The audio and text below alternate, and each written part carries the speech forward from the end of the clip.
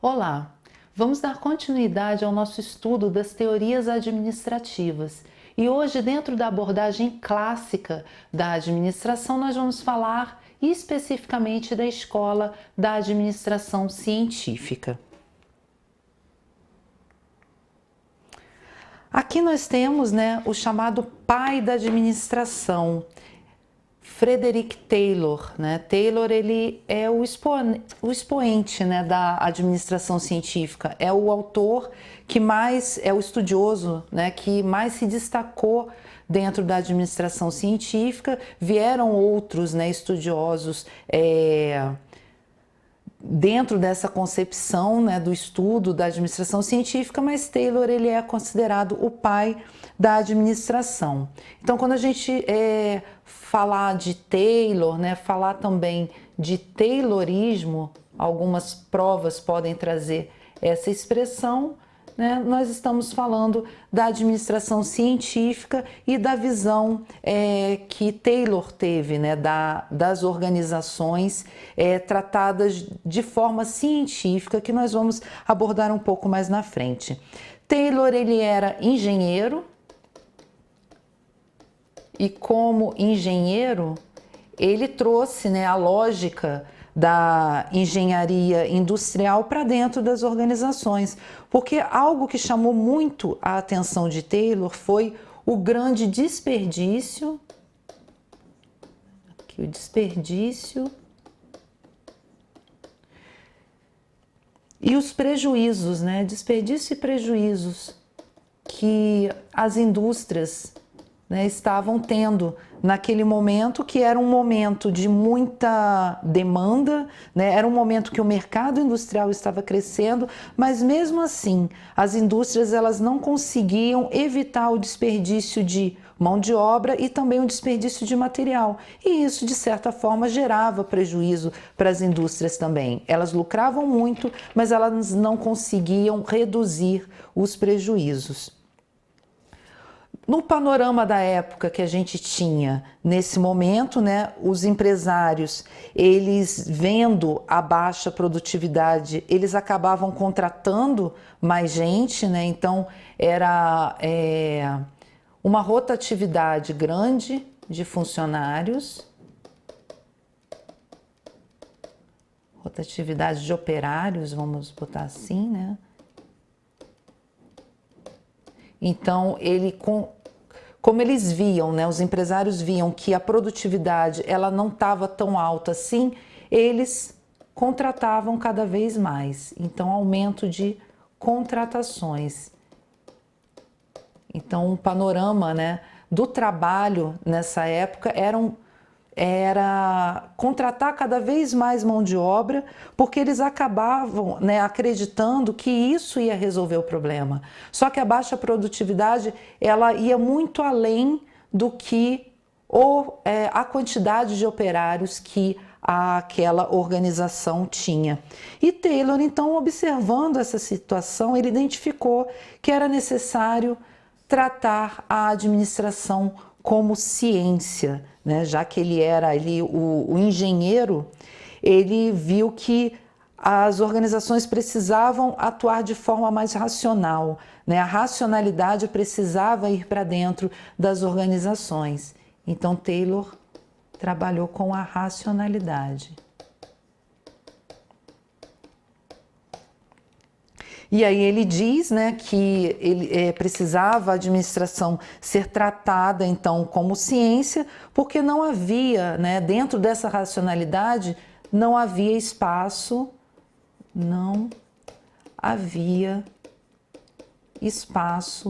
para improvisos.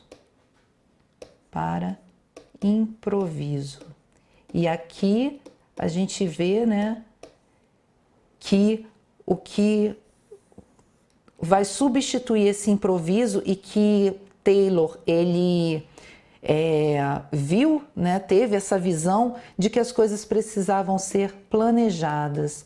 Então aqui a gente pode até mesmo falar que dentro das organizações industriais Taylor ele plantou ali, né, o embrião do planejamento, né, que é uma função administrativa que nós vimos em aulas anteriores. Então aqui, né, a gente tem um panorama do que foi, né, esse início da administração científica, Taylor chegando ali, né, com os seus conhecimentos como engenheiro, observando o que acontecia nas organizações, e ele foi estudando, foi fazendo algumas observações e viu, né, que o que precisava ser feito era a administração ser tratada como ciência, né, para até mesmo a coisa ser levada mais a sério, né, porque era tudo muito improvisado, as pessoas iam agindo, né, os administradores iam agindo ao sabor do vento, né, ia como que apagando pequenos incêndios, resolvendo os problemas, sem ter uma base de conhecimento, sem compreender o que realmente estava se passando dentro da organização. E aí, nós podemos ver que nos estudos feitos por Taylor teve um primeiro momento, né, um primeiro período em que ele resolveu fazer o estudo dos tempos e movimentos. E aqui nós temos, né, duas imagens muito conhecidas, né, que é uma crítica a todo esse processo industrial que era extremamente extenuante para o operário. O operário fazia movimentos repetitivos durante várias horas, né, ele não tinha um momento de descanso, né? Ele tinha que fazer aquilo repetidas vezes. Aqui a gente vê uma outra imagem, né, que também é uma crítica, que ele não tinha nem o direito de se alimentar fora do posto de trabalho dele. Lógico que não era assim como está retratado nesse filme, né, muito conhecido do Charlie Chaplin, que é o Tempos Modernos, né? Quem ainda não assistiu, eu recomendo que assista. É um filme muito interessante, muito divertido também, e não só para a diversão, mas é uma crítica, né, muito inteligente, feita sobre essa situação das grandes indústrias nesse período, né, desse boom industrial que o mundo estava passando. Então, o estudo de tempos e movimentos foi um estudo realizado por Taylor para mostrar a racionalização do trabalho. A partir desse estudo, ele viu que era possível a racionalização do trabalho do operário. Aqui a racionalização do trabalho. E como que foi que Taylor fez isso, né? Diante de um grupo de operários, ele, né, observou aquele grupo e ele precisou ali definir quem melhor desempenhava determinada tarefa. Mas para isso era preciso, né, ele ter um indicador, né? Como que ele ia pegar aquele grupo e ia, né, ver quem fazia a melhor tarefa, quem apertava melhor um parafuso, quem que colocava em menos tempo o carvão, né, dentro do carrinho de mão. Então ele viu que precisava haver um tipo de indicador. Então ele começa a cronometrar o tempo e os movimentos que cada um daqueles operários fazia, né? Qual o tempo que eles gastavam e qual o movimento que cada um deles fazia para executar aquela tarefa. Então, né, ele se fez algumas perguntas, né? Quanto tempo o indivíduo leva para apertar um parafuso? Quantos movimentos é necessário para executar essa tarefa? E aí ele foi verificando e identificando o que era preciso fazer para otimizar a execução daquela tarefa. Às vezes, muitas das vezes, na verdade, o operário fazia movimentos tidos como inúteis, né? Movimentos que não agregavam nenhum tipo de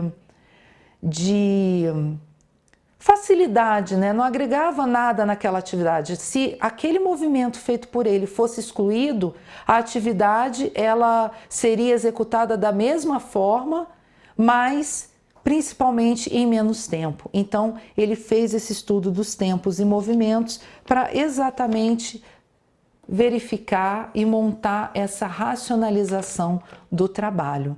Então, aqui né, a gente vê esse primeiro período, né, muitos autores consideram que o trabalho de Taylor foi feito em 2 períodos, num primeiro período e num segundo período, e algumas provas acabam trazendo, né, essa divisão, né, essa divisão que ajuda a gente a entender qual foi o trabalho realizado por Taylor, tá? Então sempre a gente tem em mente que, se falar do primeiro período de Taylor, a gente está diante do estudo de tempos e movimentos que foi criado por ele.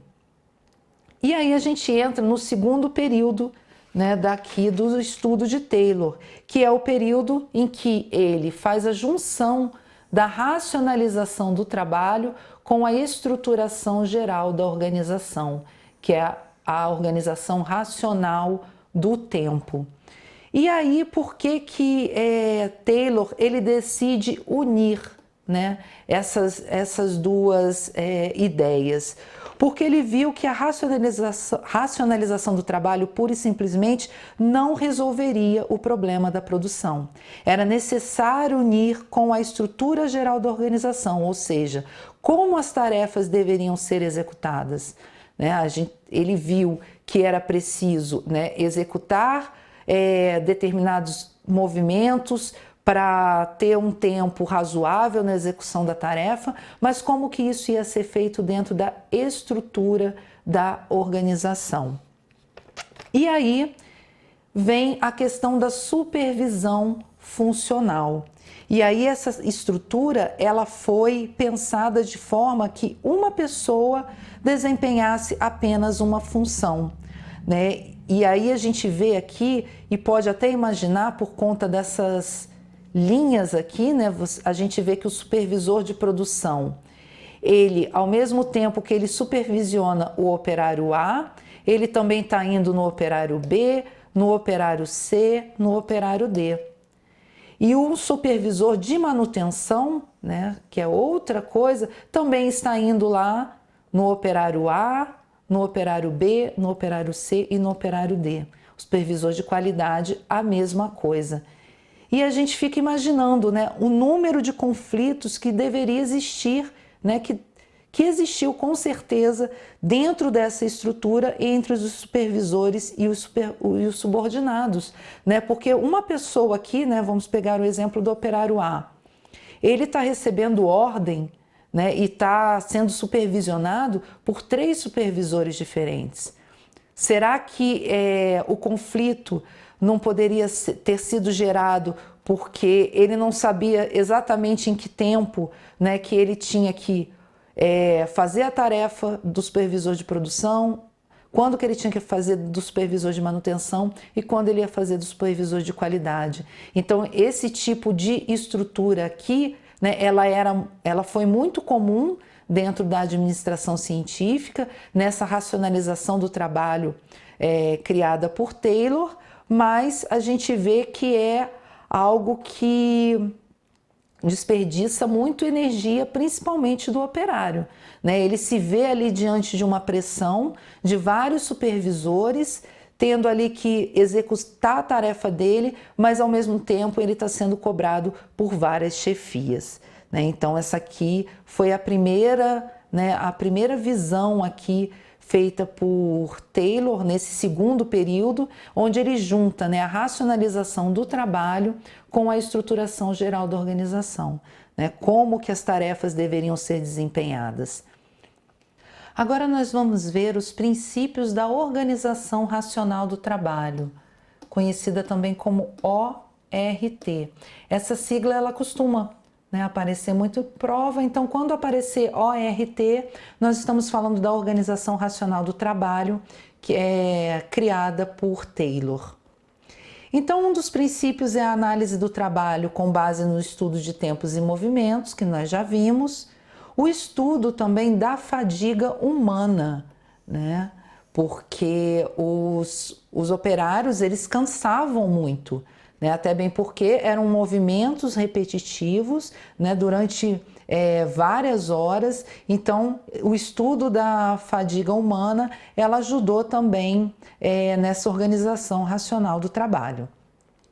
Outra questão também tratada como princípio é a divisão do trabalho, né? Divisão do trabalho e especialização do operário, né? Onde cada operário desempenha somente uma tarefa. Ele é especialista naquela tarefa específica. Então, o operário ele não tem espaço para definir a sua forma de trabalhar, né? É uma forma de executar a atividade engessada, né? Então, ele é especialista naquilo, ele tem toda uma regra que ele precisa cumprir para executar aquela tarefa. Ele não pode fugir disso. Um outro princípio é o desenho de cargos e tarefas, né? Que nós podemos dizer que esse desenho aqui, esse primeiro desenho de cargos e tarefas feita por Taylor é o começo, né? É o embrião ali do que a gente conhece como política de cargos e salários. É algo muito rudimentar ainda, né? Política de cargos e salários. Muito rudimentar porque as organizações eram muito simples, né? Muito simples, não tinha muita quantidade de cargos, né? As tarefas eram simples também. Então a gente pode dizer que o desenho de cargos e tarefas começou ali com o Taylor e foi evoluindo, né, ao longo do tempo para a política de cargos e salários que a gente conhece. Outro princípio aqui são os incentivos salariais e prêmios de produção, né? Então, Taylor entendia que um salário fixo não era estimulante para o aumento da produção, né? Ele entendia que a remuneração ela tinha que ser feita por produção. Então, remuneração por produção. Então, quanto mais o operário produzia, mais ele ganhava, né? E ele só ganhava por aquilo que ele produzia. Então, não tinha um salário fixo, né? Porque Taylor entendia que se o operário tivesse um salário fixo, ele não ia se esforçar tanto assim para cumprir com as tarefas dele e com isso a produtividade não aumentaria. E existiam também as chamadas metas de produção, né? Mesmo a remuneração sendo por produção, cada operário tinha que, ao final do dia, conseguir produzir X, né? X produtos. Se ele produzisse X mais 1, ele tinha um adicional, né? Um adicional por conta da produção que ele fez a mais, que eram os chamados prêmios de produção, tá? Então existiam metas de produção que, se fossem ultrapassadas, elas geravam o prêmio de produção, elas geravam um adicional para aquele operário. Outro princípio também muito conhecido e muito cobrado em prova é o homo economicus, né, que é o chamado homem econômico, que diz especificamente que as pessoas são influenciadas pelo salário e recompensas financeiras e materiais, né? Não havia preocupação com a realização pessoal, profissional do indivíduo, né? Então, a visão do homo economicus é que o operário ele só se preocupava com o dinheiro. Ele não trabalhava, ele não exercia determinada tarefa, ele não entrava para trabalhar numa indústria porque ele tinha afinidade com aquela tarefa, afinidade com aquela profissão. Ele simplesmente só pensava no dinheiro e nas recompensas financeiras e materiais que ele poderia obter sendo operário daquela indústria. Outro ponto aqui muito importante do princípio da organização racional do trabalho são as condições ambientais do trabalho.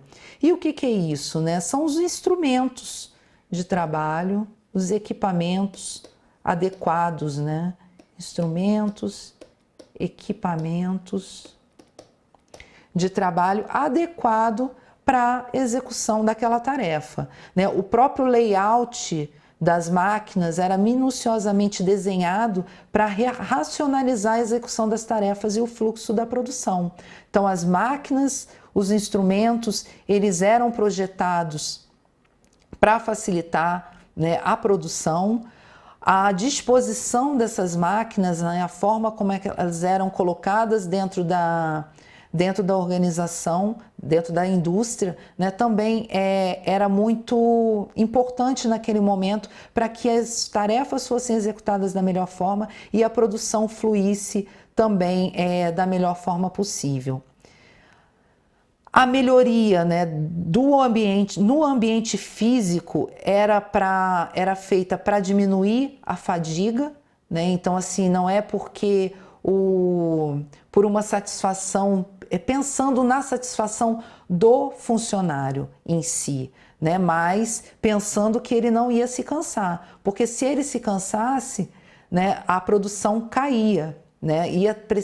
Poderia ter um absenteísmo muito grande ali. Então, as condições ambientais do trabalho não era pensando na qualidade de vida do trabalhador, do operário, até bem porque esse tipo de conceito de pensamento não existia nessa época. Tá? Tudo aqui que é feito dentro da organização racional do trabalho visa o quê? Aumentar a produtividade da organização e visa a organização em si, né? O operário ali, ele é visto apenas como mais uma engrenagem para fazer com que aquela indústria produzisse cada vez mais. A gente tem aqui também um outro princípio, que é a padronização de métodos e ferramentas, né? Que nós já falamos sobre isso quando a gente fala, né, das condições ambientais do trabalho, né, desses instrumentos e equipamentos padronizados, que aí ajuda, né, quanto mais padrão for o método e a ferramenta utilizada, menos aquele operário ele precisa ser treinado, né, porque ele já consegue executar as atividades dele. E outra coisa também, né, ferramentas padronizadas e métodos geram peças, digamos assim, ou qualquer outro tipo de produto padronizado, né? E essa padronização, ela ajuda na qualidade. E isso também proporciona aumento da produtividade. E um outro princípio aqui é a supervisão funcional, que nós vimos, que a autoridade, né, que é a autoridade de gerir os operários, né, essa autoridade de fazer essa gestão dos operários deve ser dividida entre vários supervisores para, com isso, aumentar o controle, né? Então, assim, um operário, mais de 1, 2 ou até mesmo 3 supervisores para apenas um operário. Então, aqui a gente tem os princípios da organização racional do trabalho. Andando um pouquinho mais aqui no nosso estudo, nós temos uma questão de 2019 da FGV, do IBGE, que diz que a administração científica constituiu uma escola pioneira do pensamento administrativo, cujo principal expoente é Frederick Taylor, né? Então, administração científica, Taylor, a gente já viu isso. Um dos principais focos de atenção de Taylor, né? Então vamos ver aqui, um dos principais focos foi a organização racional do trabalho, ok, com vistas à eliminação do desperdício, da ociosidade, né? Que é aquele tempo que o operário não está fazendo nada, né? Então o operário precisa estar sempre em movimento, aí a gente remete lá ao slide que traz aquelas cenas do filme Tempos Modernos, do Charlie Chaplin, e também a redução dos custos de produção. Então, visa, nessa organização racional do trabalho, visa a eliminação de desperdício, ociosidade e redução dos custos de produção. Dentre as principais contribuições da administração científica, encontra-se. E aí a gente vai ver aqui as alternativas que a gente tem, né? Na letra A, proposição, uma das principais contribuições foi a proposição das funções administrativas de planejamento, organização, direção e controle. A gente viu que não, né? Começou a se falar alguma coisa sobre planejamento, quando Taylor entende que a administração precisa ser tratada como ciência, né, e que as coisas não podem mais ser feitas na base do improviso, mas sim planejadas, e também aqui a questão do controle. A gente vê um pouco da organização na parte estrutural, mas a ênfase mesmo da administração científica é na parte das tarefas, né? A parte da estrutura, como nós vimos na aula passada, fica mais na escola clássica, que é tema da nossa próxima aula. Então, a letra A não responde a nossa questão. Letra B. Vamos ver, formulação dos princípios gerais da organização. E a gente vê aqui que não, né? Aqui não são os princípios gerais da organização, mas sim os princípios gerais nem gerais, né? São os princípios da administração científica. Foi o que a gente viu aqui, que a administração científica, ela traz alguns princípios, traz os princípios da organização racional do trabalho, mas não os princípios gerais da organização, né? Ela vai falar da administração em si. Então, essa daqui também não responde. É uma contribuição da administração científica a introdução dos estudos sobre liderança associada à supervisão? E aqui não, né? Liderança da forma como a gente entende a liderança, né? Como aquela pessoa que vai meio que influenciar, né? Vai levar aquele grupo ao alcance do objetivo. A gente vê que não está ligada à supervisão em si. A supervisão, no caso da administração científica, ela está ligada à função do controle, tá? E não de liderança, porque liderança ela está ligada à direção, como a gente viu lá na aula que fala sobre as funções administrativas. Então a letra C também não responde. Letra D, introdução das primeiras normas de segurança do trabalho.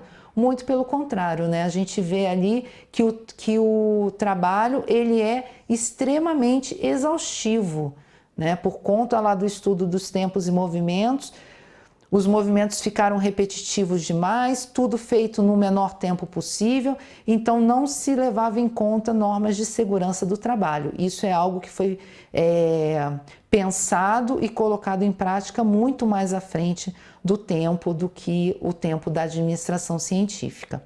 Então a gente sobra aqui para a gente somente a letra E, né? Introdução da remuneração associada à produtividade do trabalhador frente a padrão de desempenho, que é quando a gente vê, né, que a produção ela está ligada, né, quanto mais produz, mais o operário ele ganha. Então a resposta da nossa questão é a letra E. E aqui a gente tem, né, um compilado dos princípios da administração científica no total, né, porque nós vimos os princípios da organização racional do trabalho, mas aqui a gente tem os princípios da administração científica.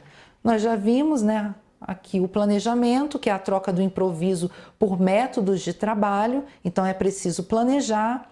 Nós temos outro princípio que é o preparo, né? Então é um preparo tanto dos operários quanto dos equipamentos e layout ali do ambiente onde está sendo feita a produção, né? Precisa ter esse preparo todo, tem que estar tudo alinhado, né? Tudo ali orquestrado para a produtividade aumentar. Temos um outro princípio que é o controle, que é realizado pela gerência para fazer cumprir o método que foi definido lá no planejamento. Então, essa gerência aqui, a nível de supervisão lá da linha, né, lá do chão de fábrica, lá do nível operacional.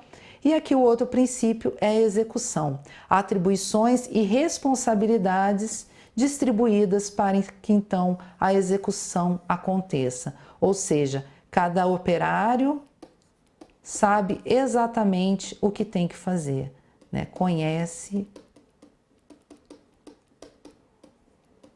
o que tem que fazer e não pode fugir desse roteiro. E aqui nós temos os princípios, nos princípios da administração científica, os princípios criados aqui por esse outro personagem aí, muito famoso da administração científica, que é o Henry Ford, né? Quando a gente fala de Fordismo, nós, né, lembramos logo do Henry Ford.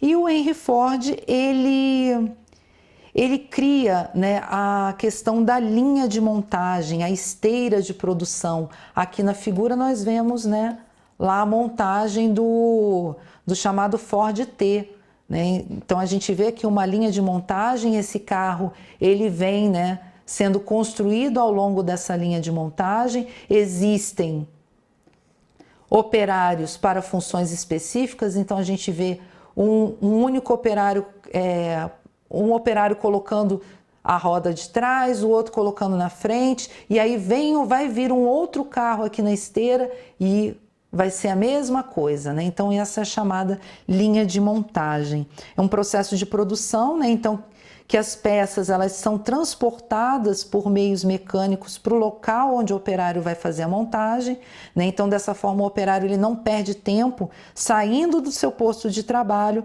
para buscar então a peça que ele precisa. E aí a gente vê que a linha de montagem ela vai remeter para outra, né, expressão aqui muito conhecida, que é a produção em massa. Ela proporciona, né, que a produção ela seja feita em massa, em grande escala. E para o processo de produção em massa, Ford, então, né, ele destaca dois princípios: as peças padronizadas, que é a origem do controle de qualidade, né? Então, aqui na produção em massa, a gente tem peças padronizadas e o trabalhador especializado. Né? Cada operário atua apenas na tarefa que lhe foi atribuída. Então, assim, aqui na figura, né, o operário que está aqui colocando o pneu da frente, ele não pode vir e colocar o pneu de trás. E eles não podem trocar de função, porque cada um é especializado na tarefa que para ele foi designada. E aqui em cima a gente vê no quadro dos princípios de Henry Ford a questão da intensificação, que é a diminuição do tempo de duração das atividades, a questão da economicidade, que é aumentar a velocidade da produção e reduzir o volume de estoque, né? Ele tinha isso em mente, e também a produtividade, aumentar a capacidade de produção do operário com essa linha de montagem, porque assim ele conseguiria, né, fazer a produção em massa. E aqui, por fim, né, a gente tem uma questão do SEBRASP, do ano de 2019, da PGE de Pernambuco, que diz o seguinte: a questão dos recursos humanos nas organizações passou por diversas abordagens ao longo do tempo e, consequentemente, por diferentes escolas de administração, né? Então, aqui é a questão dos recursos humanos, as pessoas, né? A gente vê, então, que passou realmente por diversas escolas. A escola da administração científica deu ênfase, né? Ou seja, o foco, entre outros aspectos, à análise do trabalho e aos estudos de tempos e movimentos. Então, análise do trabalho, estudos de tempos e movimentos, como forma de racionalizar a execução das tarefas pelos operários e, além disso, contemplou algumas ações típicas de administração de recursos humanos, como o desenho de cargos, incentivos salariais e os prêmios de produção. Então a gente vê que essa questão ela está corretíssima, né? Do início ao fim ela traz, né, até mesmo como se fosse um resumo aqui de tudo aquilo que a gente viu na aula de hoje. E aí, né, lembrando aqui que a gente tem um último slide para passar aqui para vocês, que é com uma definição, né, da administração científica dessa escola, feita por Francisco Lacombe, né, que também é um resumo de tudo isso que a gente viu até agora. Diz Lacombe que, em essência, a escola de administração científica tinha como ênfase a divisão do trabalho em tarefas elementares e praticamente indivisíveis, e a especialização das pessoas na execução dessas tarefas, visando a obter ganhos de produtividade e oferecer incentivos financeiros para aumentar a produção. E assim, nós terminamos a nossa aula de hoje sobre a Escola de Administração Científica. Falamos bastante aí sobre Taylor, sobre o estudo de tempos e movimentos, e nós orientamos, que vocês leiam o material teórico sobre esse assunto no nosso site, façam as questões também, e na próxima aula nós vamos continuar com o nosso estudo das teorias administrativas. Até a próxima!